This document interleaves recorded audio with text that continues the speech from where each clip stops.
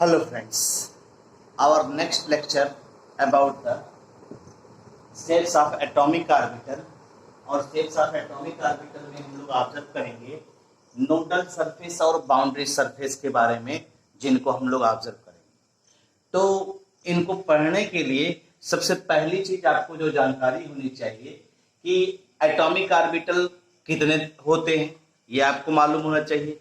और ऑर्बिटल का कॉन्सेप्ट जो है हम लोग इसी से जनरेट यहाँ पे करेंगे। तो आइए देखते हैं सबसे पहली चीज। ठीक, नॉर्मली हम लोग दो तरह का वेव फंक्शन पढ़ेंगे। There are two types of wave function, क्योंकि ऑर्बिटल में इलेक्ट्रॉन पाया जाएगा और इलेक्ट्रॉन वेव नेचर शो करेगा। तो वेव जो है को हम लोग किससे रिप्रेजेंट करते हैं, आपने अभी श्रोडिंगर वेव इक्वेशन में पढ़ा कि साई से रिप्रेजेंट करते हैं। तो there are two types of wave function. एक को हम लोग जो है नाम लिखते हैं radial wave function, radial wave function. Radial wave function नाम से ही पता चल रहा है, it depends upon the radius. Radius की बात हो रही है, किस पे डिपेंड कर रहा है? डिपेंड्स अपॉन, नाम से ही इंडिकेट कर रहा है, डिपेंड्स अपॉन रेडियस। यानी जो पार्टिकल है वो पार्टिकल न्यूक्लियस से कितने डिस्टेंस पे है? यानी that is distance from nucleus, that is the distance of particle from nucleus. Distance of particle from nucleus. ये चीज आप कर सकते हैं, ये रेडियल वेव फंक्शन हुआ। और दूसरी अगर हम लोग बात करते हैं तो दूसरा होता है angular wave function. Angular wave function की बात करते हैं, नाम से ही पता चल रहा है एंगुलर मतलब एंगल से रिलेटेड हो गया। ठीक, एक्स एक्सिस है उस पे जो एंगल फॉर्म कर रहा है, इसकी बात यहां पे करें। It gives dependency of, it gives dependency of electron wave. जो इलेक्ट्रॉन वेव होता है वो एंगल का फॉर्मेशन होता है, angle of electron wave over x axis, over x axis, इसकी हम लोग बात करते हैं। तो इनको हम लोग जो है स्टेप बाय स्टेप पढ़ेंगे। एस ऑर्बिटल के लिए, फिर पी के लिए, फिर डी के लिए हम लोग स्टेप बाय स्टेप पढ़ेंगे।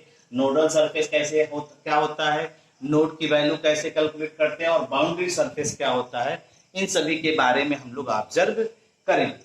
तो आइए देखते हैं, सबसे पहला हम लोग जो ऑब्जर्व करेंगे वो है आपका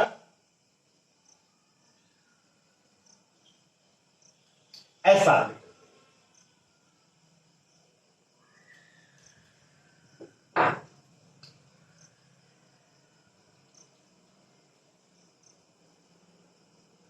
एस ऑर्बिटल की अगर हम लोग बात करते हैं, आपको मालूम है एस ऑर्बिटल की बात करते हैं तो इसका शेप जो होता है वो स्फेरिकल होता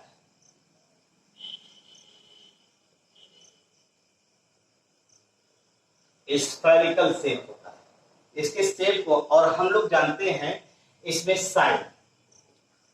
साई के बारे में जानते हैं। साई जो है हमें पार्टिकल के डिटेक्शन के बारे में बताता है। पाई जो है ये हमें वेव फंक्शन ऑफ पार्टिकल को किसे कहते हैं हम लोग? वेव फंक्शन ऑफ पार्टिकल होता है। पार्टिकल मतलब यहाँ इलेक्ट्रॉन से ही है भाई। ठीक है भाई, गिव्स इंफॉर्मेशन अबाउट पार्टिकल, ये हमें इंफॉर्मेशन देता है, गिव्स इंफॉर्मेशन अबाउट पार्टिकल। ठीक, पार्टिकल के बारे में आपको ये पूरी की पूरी जानकारी ये जो है दे रहा है। ठीक, और आप जानते हैं वेव फंक्शन जो होता है ये कॉम्प्लेक्स होता है, इट इज कॉम्प्लेक्स फंक्शन। ये कॉम्प्लेक्स फंक्शन होता है, आसानी से आप इसकी न्यूमेरिकल वैल्यू को फाइंड आउट नहीं कर सकते। और यहाँ पे साई स्क्वायर, अगर इसी का हम लोग स्क्वायर कर लेते हैं, साई स्क्वायर जो है ये प्रोबेबिलिटी के बारे में बताता है, पार्टिकल की प्रोबेबिलिटी के बारे में। प्रोबेबिलिटी यानी ये क्या डिटेक्ट करता है, detect the probability density of, probability density of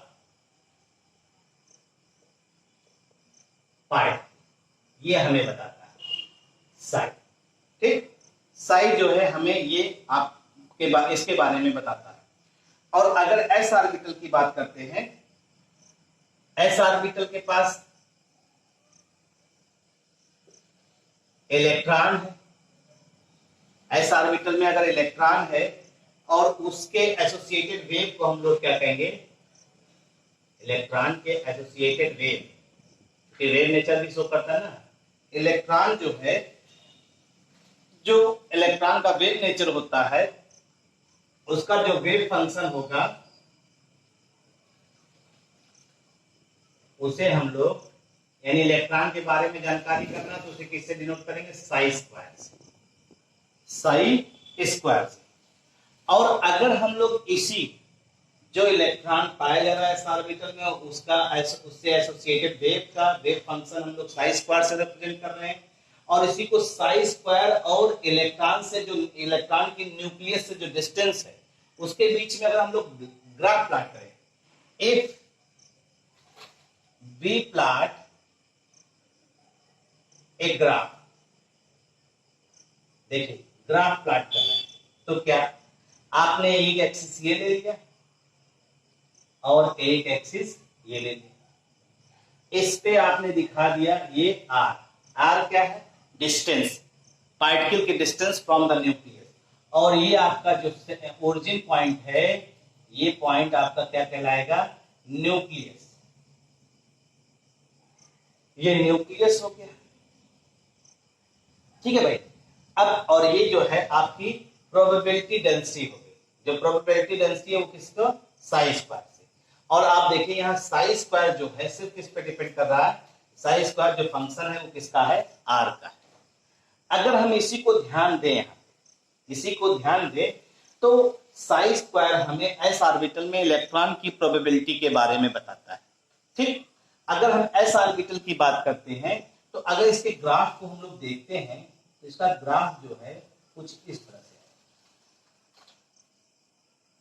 है, ऐसे ऐसे जो है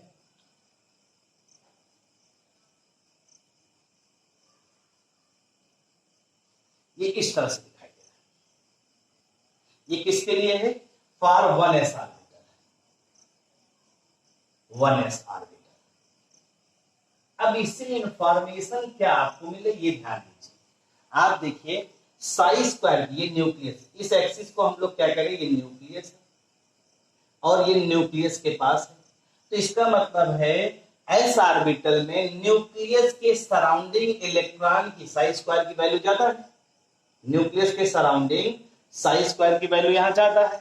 इसका मतलब है न्यूक्लियस के पास एस ऑर्बिटल में इलेक्ट्रॉन पाए जाने की संभावना सबसे मैक्सिमम है।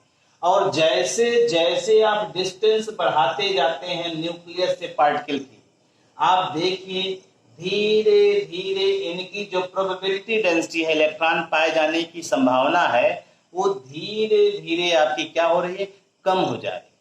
और आप देखिए धीरे धीरे क्या होगा, इलेक्ट्रॉन की डेंसिटी इनफाइनाइट डिस्टेंस तक ऐसे बढ़ाते चले जाइए, आगे ऐसे आगे बढ़ाते चले जाइए, यहाँ ये इस पे टच नहीं करेंगे, बहुत माइन्यूट वैल्यू हो जाएगी। अगर इसी ग्राफ को हम लोग देखें, इसी ग्राफ को देखें और इस ग्राफ को देख करके एक डायग्राम बनाएं तो ये न्यूक्लियस हो गया, ये आपका क्या हुआ, न्यूक्लियस हो गया। और इसके चारों तरफ इलेक्ट्रॉन की प्रोबेबिलिटी देखिए, ये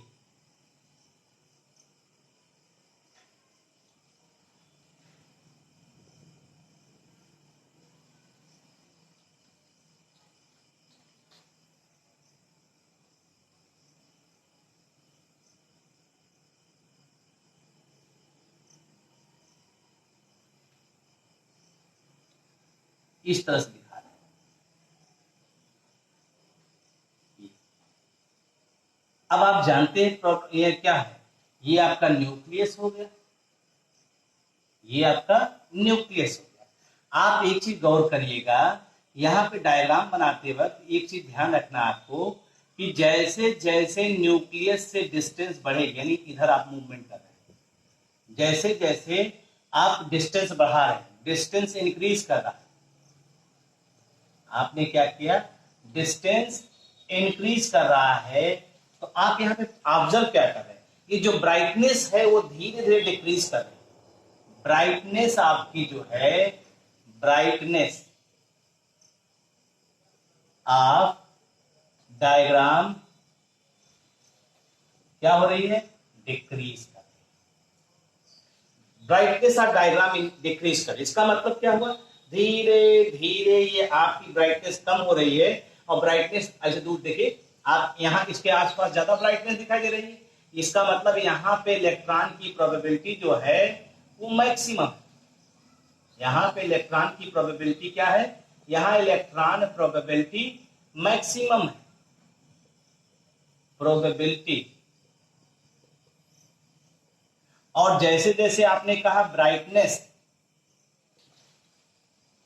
ब्राइटनेस डिक्रीज करेगी, मीन्स प्रोबेबिलिटी डिक्रीज कर रही है, प्रोबेबिलिटी डिक्रीज। प्रोबेबिलिटी किस चीज की, इलेक्ट्रॉन की, इलेक्ट्रॉन पाए जाने की संभावना जो है यहाँ पे वो धीरे धीरे क्या हो जाएगी, कम हो जाएगी। और आप यहाँ पे देखिए, अब ये एक डायग्राम हो गया, ये 1s ऑर्बिटल के लिए हो गया 1s। और ये जो सरफेस इसका बन रहा है, जिसकी सरफेस जिसमें इलेक्ट्रॉन, ये इसका जो ये सरफेस बन रहा है, ये जो सरफेस है इसे हम लोग कहेंगे बाउंड्री सरफेस कहेंगे, बाउंड्री सरफेस कहते हैं। और बाउंड्री सरफेस का मतलब हो गया प्रोबेबिलिटी, इसके अंदर inside it probability of finding electron is maximum, probability of finding electron is maximum. अगर इसके अंदर की बात करते हैं तो इलेक्ट्रॉन, इसके अंदर इलेक्ट्रॉन पाए जाने की संभावना मैक्सिमम होगी।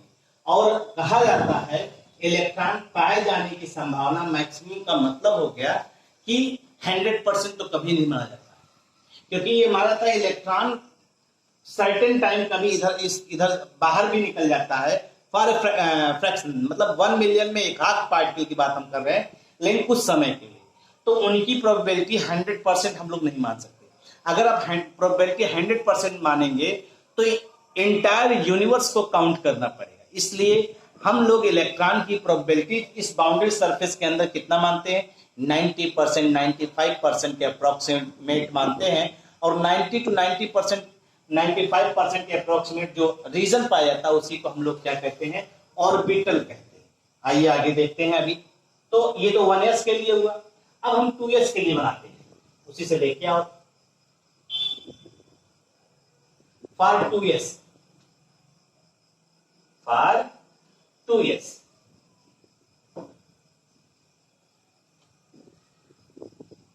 ऑर्बिटल, अगर 2s ऑर्बिटल की आप बात करते हैं तो 2s के लिए आप ग्राफ प्लॉट करेंगे तो देखिए कैसे आएगा।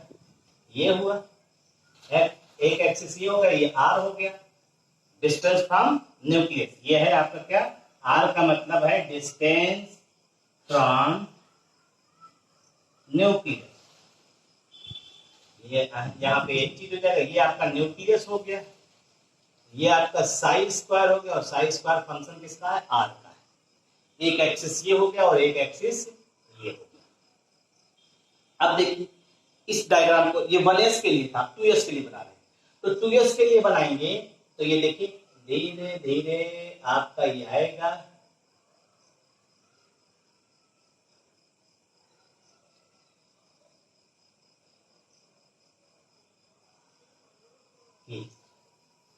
ये 2s के लिए, फॉर 2s ऑर्बिटल।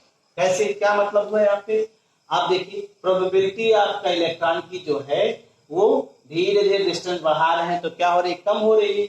और ये एक स्टेज ऐसा रहा जहां इलेक्ट्रॉन की प्रोबेबिलिटी 0 हो गई और इसे हम लोग कहते हैं नोड, कहते हैं नोड, इसे हम लोग नोड कहते हैं। ठीक, फिर इसके बाद जो है इलेक्ट्रॉन की प्रोबेबिलिटी बढ़ रही है, लेकिन जितनी प्रोबेबिलिटी न्यूक्लियस के सराउंडिंग दिखाई दे रही है, मतलब न्यूक्लियस के पास दिखाई दे रही है 2s के लिए, उतनी प्रोबेबिलिटी आपको नहीं दिखाई दे रही है। अगर इसी का डायग्राम हम बनाएं तो देखिए ये आपने कहा न्यूक्लियस हो गया, ये न्यूक्लियस हो गया, और न्यूक्लियस के चारों तरफ जो है सराउंडिंग अगर आप दिखा रहे हैं तो ये इसी तरह बनेगा। देखिए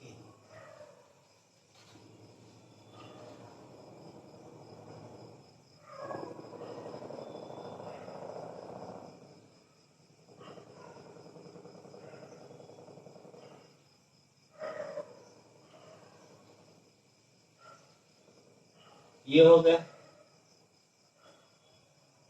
ये 1s के लिए। उसके बाद यहाँ पे ये स्पेस हो गया, फिर इलेक्ट्रॉन पाए जाने की संभावना यहाँ पे क्या हो रही है, ये बढ़।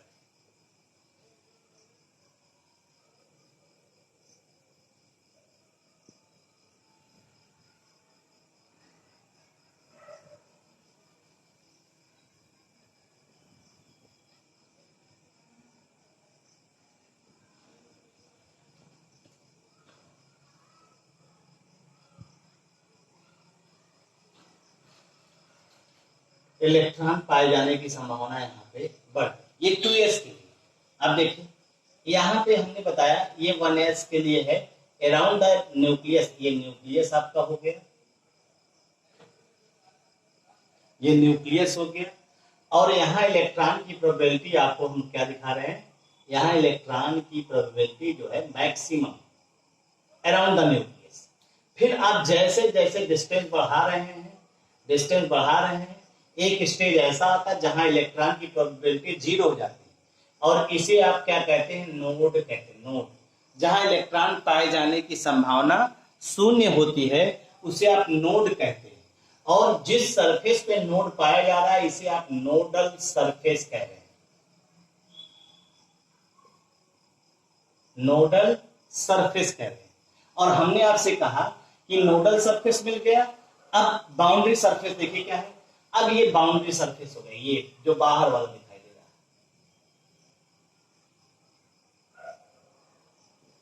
है, ये आपका क्या हो गया, बाउंड्री सरफेस हो गया, ये आपका बाउंड्री सरफेस हो गया।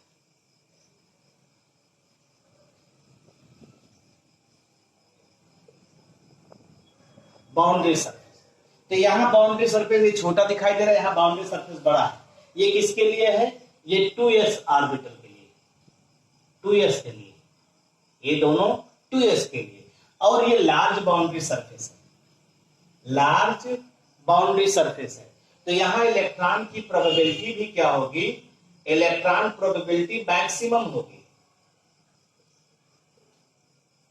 इलेक्ट्रॉन की जो प्रोबेबिलिटी होगी वो उस बाउंड्री सरफेस की अपेक्षा यहाँ पे मैक्सिमम होगी।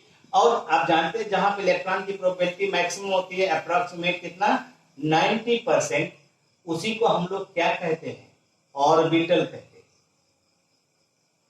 उसी को हम लोग क्या कहते हैं, ऑर्बिटल कहते हैं। और जहां इलेक्ट्रॉन के पाए जाने की संभावना 0 होती है, 0 के, देखिए यहाँ पे कोई चीज नहीं दिखाई दे रही, ये व्हाइट आपने दिखा, तो वहां इलेक्ट्रॉन की पाए जाने की संभावना 0 है, उसे आप क्या कहते हैं, नोड कहते हैं। नोड है और नोड जिस सरफेस पे पाया जा रहा है उसे नोडल सरफेस कह रहे हैं। और पूरे इसको कंक्लूड कर लीजिए तो ये आपका जो है दिखाई दिया।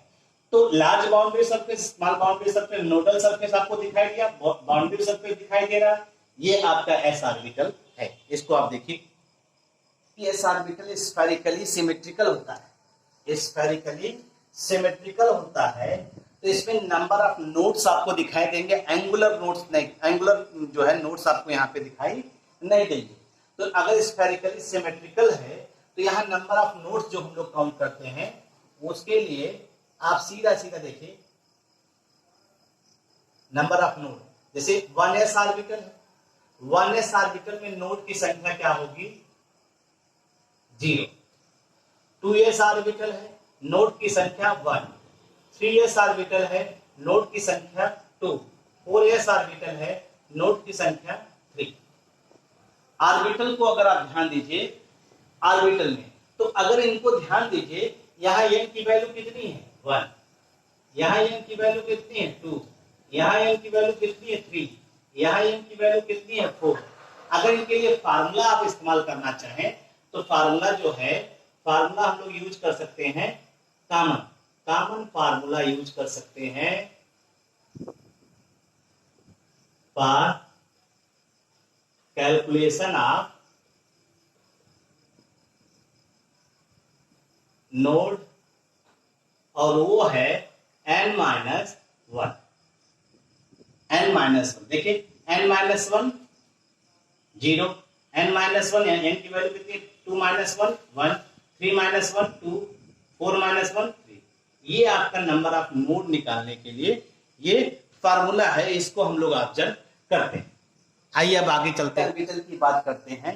अगर हम लोग p ऑर्बिटल को देखें यहाँ पे, तो आप जानते हैं फॉर p ऑर्बिटल जो होता है ये सेकंड सेल से स्टार्ट होता है, 2p से स्टार्ट होता है। 1p तो होता नहीं, 2p से स्टार्ट होता है। और p ऑर्बिटल के लिए l बराबर कितना होता है? 1।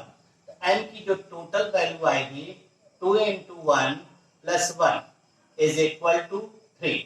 तो इसका मतलब है कि इसके कितने ओरिएंटेशन पॉसिबल है? इसका मतलब है p ऑर्बिटल have 3 orientation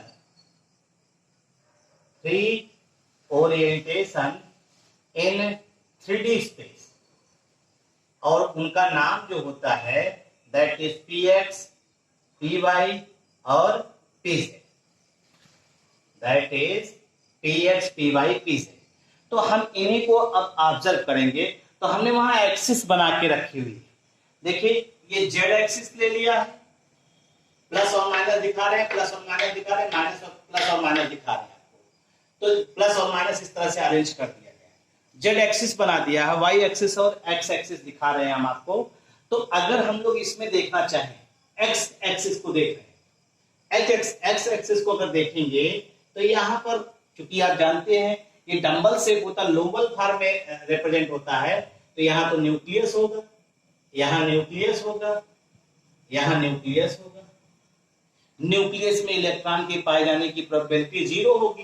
तो इसका मतलब है अगर आप इसको इस तरह से अरेंज कर दिए तो ये कौन सा ऑर्बिटल हो गया? ये हो गया px। ये कौन सा हो गया? px। अगर हम इसी को इस तरह से अरेंज कर दिए तो इसे हम लोग कौन सा कहेंगे? py। और अगर इसी को हम लोगों ने इस तरह से अरेंज कर दिया तो इसे हम लोग क्या कहेंगे? pz orbital. तो ये 3 ओरिएंटेशन है। देखिए अलोंग एक्स एक्सिस अगर आप रिप्रेजेंट कर दें लोबल अरेंजमेंट तो आप क्या पाएंगे? अलोंग एक्स एक्सिस आप px कहलाएंगे, अलोंग y एक्सिस अरेंज कर दीजिए py, और अलोंग z एक्सिस अगर आप रिप्रेजेंट कर दे रहे हैं तो उसे हम लोग क्या कहेंगे? pz कहेंगे। और ध्यान देने की बात है ये आपका न्यूक्लियस है, इसे आप क्या कह रहे हैं? आप इसे न्यूक्लियस कह रहे हैं। और न्यूक्लियस के यहाँ पे इलेक्ट्रॉन की प्रोबेबिलिटी क्या होगी? मिनिमम होगी, 0 होगी। इलेक्ट्रॉन प्रोबेबिलिटी डेंसिटी जो होगी वो क्या होगी भाई? 0। ठीक, इलेक्ट्रॉन पाए जाने की प्रोबेबिलिटी जो होगी वो 0 होगी। अब यहाँ पे अगर आप सीधे सीधे ऑब्जर्व करते हैं, अब आप कुछ ऐसा प्लेन ड्रा करिए कि जो यहाँ पे इस सेंटर से पास होकर जाए और उसी सेंटर से पास होकर, जैसे आपने बना लिया px, py और pz। तो आप जब इस 2 एक्सिस को, जैसे इनको मिला रहे हैं, इनको मिला रहे हैं, एक प्लेन ऐसा ड्रा करिए कि बिल्कुल सेंटर से पार हो जाए। तो उस प्लेन के अलोंग जो है इलेक्ट्रॉन की प्रोबेबिलिटी 0 होगी। जैसे हमने आपको लिया, और ये जानते हैं ये अगर एक दूसरे के परपेंडिकुलर ये दोनों तीनों एक्सिस हैं, एक दूसरे के म्यूचुअली परपेंडिकुलर हैं और इस तरह से अरेंजमेंट शो कर रहे हैं। और अगर हम प्लेन ड्रा करें तो कौन कौन सा प्लेन ड्रा कर सकते हैं? देखिए, YZ प्लेन, ZX प्लेन और XY प्लेन, ये ठीक है। तो यहां पे इलेक्ट्रॉन के डिटेक्ट करने की प्रोबेबिलिटी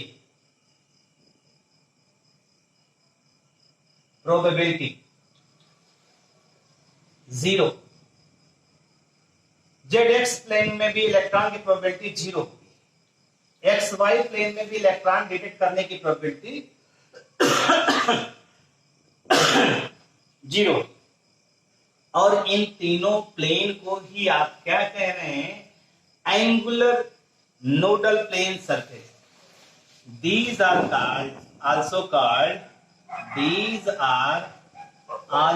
called angular nodal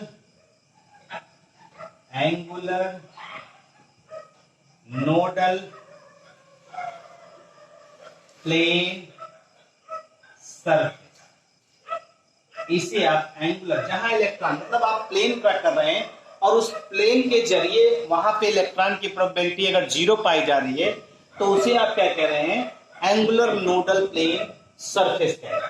ठीक है भाई, तो ये आपका यहाँ पे सीधे सीधे दिखाई दे रहा है, इसकी सहायता से आप नॉर्मली ऑब्जर्व कर सकते हैं। ये भी ध्यान रखिएगा, एंगुलर नोडल प्लेन सरफेस के साथ रेडियल नोडल प्लेन सरफेस भी हम लोग पाया जाता है। With angular nodal plane surface, with angular nodal plane surface,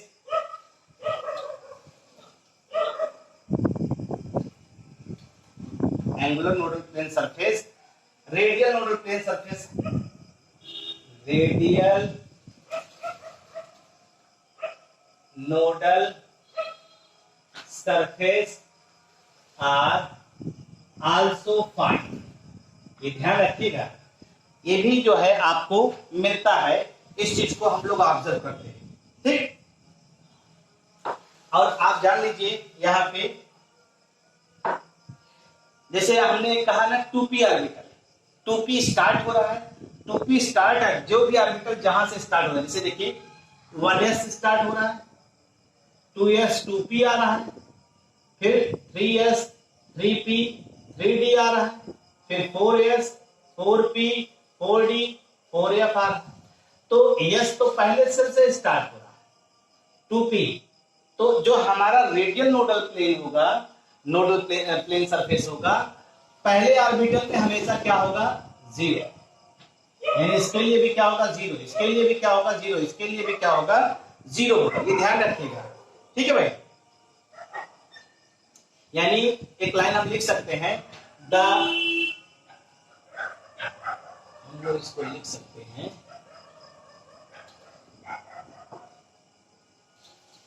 the starting orbital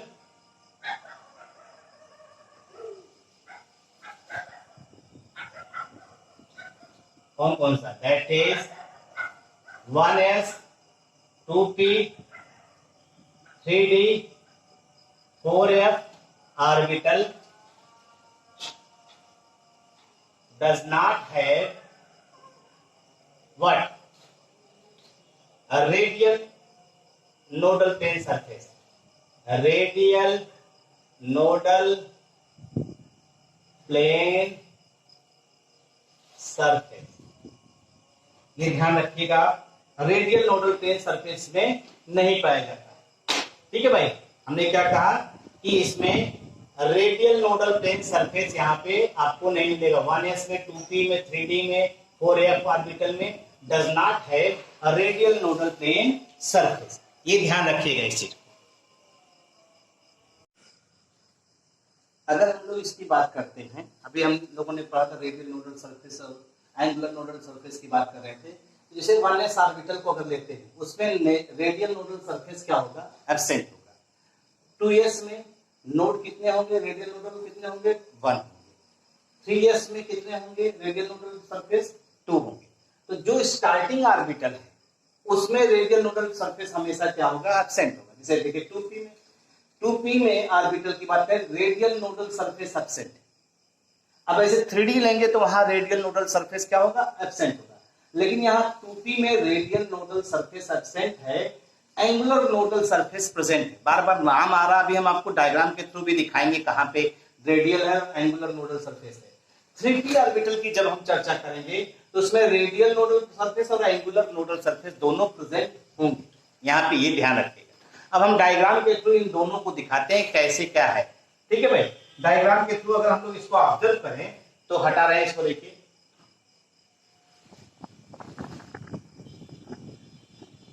एक डायग्राम बनाते हैं तो उसी से आपको आइडिया होगा।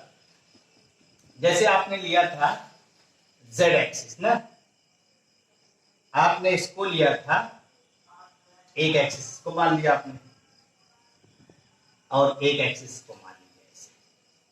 आपने इसको y एक्सिस मान लिया और इसको x एक्सिस मान लिया, ये इस तरह से लिया था। हम एक एक जो है आपको बना के दिखाते हैं, उसी से आपको आइडिया हो जाएगा। जैसे अगर आप देखिए, चूंकि ये लोबल फॉर्म में रिप्रेजेंट होता है, तो अगर लोब में रिप्रेजेंट होगा तो देखिएगा ऐसे दिखाई देगा,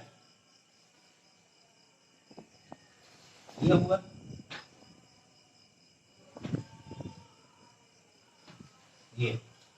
ये नोडल फॉर्म में दिखाई देगा। अब इसके बाद ये है मतलब लोबल फॉर्म में। अब इसको देखिए, अगर इसी के ऊपर ऑर्बिटल को दिखाएं, इसी के ऊपर, तो यहाँ पे इस पे कर्व बनेगा, देखिए ध्यान से समझिएगा।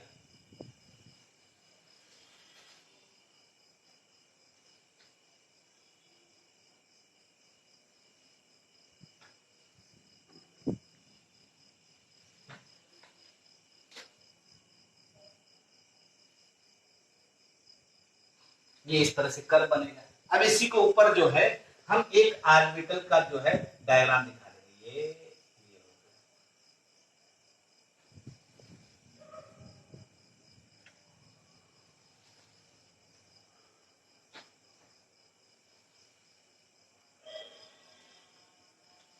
ये दिखाई देगा, पी ऑर्बिटल का जो शेप होगा वो कुछ इस तरह से दिखाई देगा। तो ये जो कर्व आपको दिखाई दे रहा है, ये जो कर्व जहां इलेक्ट्रॉन पाए जाने की संभावना, ये कर्व जो कर्व आपको दिखाई दे रहे हैं, यही कर्व आपका जो है वो सरफेस कहलाएगा रेडियल नोडल। कर्व सरफेस जो है यही क्या कहलाएगा, रेडियल नोडल सरफेस। कर्व जो है आपका ये रेडियल नोडल सरफेस कहलाएगा। और जैसे आपने मान लीजिए एक्स वाई प्लेन लिया, ठीक, एक्स वाई प्लेन को, और ये न्यूक्लियस बिल्कुल सेंटर में हो गया। एक्स वाई प्लेन को आप ले रहे हैं, जैसे सपोज करिए ये एक्स है और ये वाई, इसको आपने ऐसे पास किया है कि बिल्कुल सेंटर से होकर जा रहा है, ये बिल्कुल इसी सेंटर से होकर जा रहा है, ऐसे जा रहा है, बिल्कुल हॉरिजॉन्टल दिखाई दे रहा है, इस तरह से कट करता हुआ इसी के सेंटर से होकर जाए। तो इस प्लेन को हम लोग क्या कहेंगे, एक्स वाई प्लेन। और ये जो एक्स वाई प्लेन है, अभी हमने आपसे बताया था एंगुलर नोडल प्लेन सरफेस इसे कहलाता है। इसे हम लोग क्या कहेंगे, एंगुलर नोडल प्लेन सरफेस। इस तरह से आप कह सकते हैं। डायग्राम देखिए इत्मीनान से, डायग्राम के थ्रू ही आपको आइडिया हो सकता है, अन्यथा आपको कहीं ना कहीं परेशानी महसूस होगी भाई। तो इसलिए डायग्राम आप जरूर देखिए इत्मीनान से, और डायग्राम के थ्रू ही आपको आइडिया भी होगा कौन सी चीज क्या है, देख लीजिए। और इस एंगुलर नोडल प्लेन सरफेस के अलोंग इलेक्ट्रॉन डेंसिटी क्या होगी, जीरो। इलेक्ट्रॉन डेंसिटी जो होगी वो जीरो, ये ध्यान रखिएगा। और ये भी फिक्स होता है। फॉर एस ऑर्बिटल तो स्फेरिकल है, एस ऑर्बिटल के लिए ये जो एंगुलर नोडल होता है, एंगुलर नोडल सरफेस जो होता है वो जीरो होता है। पी की ऑर्बिटल के लिए एंगुलर नोडल सरफेस हमेशा क्या होगा, किसी एक p orbital p x p y p z के लिए एक होगा, और डी ऑर्बिटल के लिए कितने होंगे, ये 2 होगा। ये फिक्स होता है भाई, ध्यान रखिएगा। एस ऑर्बिटल के लिए एंगुलर नोडल सरफेस जो होगा वो आपका 0 होगा, पी के लिए 1 होगा। भाई जैसे ये है, अब इसमें एक ही प्लेन डेवलप कर सकता है, एक्स वाई प्लेन, और एक्स वाई प्लेन अगर डेवलप कर रहा है तो हम सीधे सीधे इसको ऑब्जर्व कर सकते हैं, जो सेंटर से होकर जा रहा है। और इसीलिए हम लोग कहते हैं किसी भी ऑर्बिटल में, पी ऑर्बिटल की बात है, p x p y p z सबके लिए अलग अलग एक जो है आपका एंगुलर नोडल सरफेस पाया जाएगा। अब आइए इसी तरह से रेडियल और नोडल हम लोग ऑर्बिटल लेते हैं और उससे रेडियल और नोडल के बारे में हम लोग ऑब्जर्व करते हैं। बहुत छोटा सा इसको देख लीजिए, फिर आइडिया आपको हो जाएगा। जैसे हमने ऑर्बिटल लिया, ऑर्बिटल, और हमने ले लिया number of radial nodal surface, और उसके बाद नंबर ऑफ एंगुलर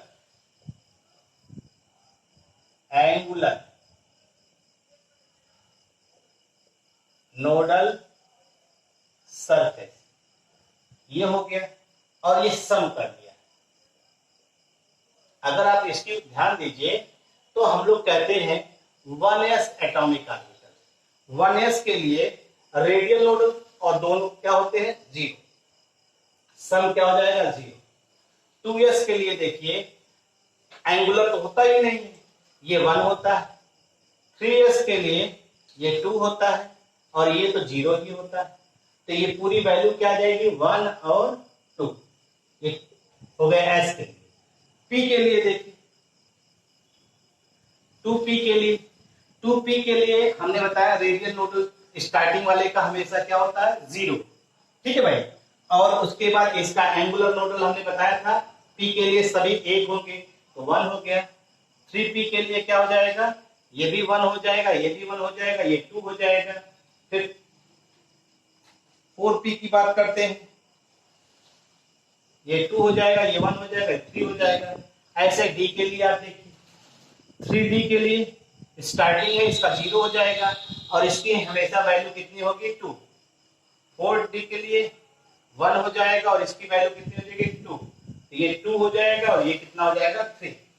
ये सीधा सीधा आपका न्यूमेरिकल वैल्यू आ जाएगा। अगर आप इन सभी के लिए एक सामान्य सा फार्मूला निकालिए टोटल नंबर ऑफ नोड निकालने का, टोटल नंबर ऑफ नोड निकालने के लिए फार्मूला हो जाएगा सीधा सा formula, total number of node निकालने का फार्मूला। अगर इसके लिए देखें तो एक फार्मूला आता है n-1 आता है, चाहे जो भी लीजिए। इसके लिए लीजिए 0 1, यहाँ n की वैल्यू 2 है, n की वैल्यू 3। अब यहाँ पे देखिए ये वैल्यू आ रही है, ठीक है। अब यहाँ पे देखिए इसके लिए n की वैल्यू 2 है, ये वैल्यू आ रही है n की वैल्यू 3, ये वैल्यू आ रही है n की वैल्यू 4। फिर अब इसको देखिए n की वैल्यू 3, n की वैल्यू 4 है, ये वैल्यू आ रही है। तो हम लोग एक सामान्य सा फार्मूला इसको अप्लाई कर सकते हैं, जिसकी सहायता से हम लोग कैलकुलेट कर सकते हैं टोटल नंबर ऑफ नोड्स, ठीक है भाई। इसी चीज को आप पढ़ लीजिए, इतनी बातें पढ़ डालिए। बाकी डी का जो है हम लोग नेक्स्ट लेक्चर में पढ़ेंगे, और उसके बाद ये आपका जो है चैप्टर फिनिश्ड हो जाएगा। इतना पढ़िए, इतनी बातें पढ़ करके नेक्स्ट लेक्चर में पढ़ा जाएगा। Thank you.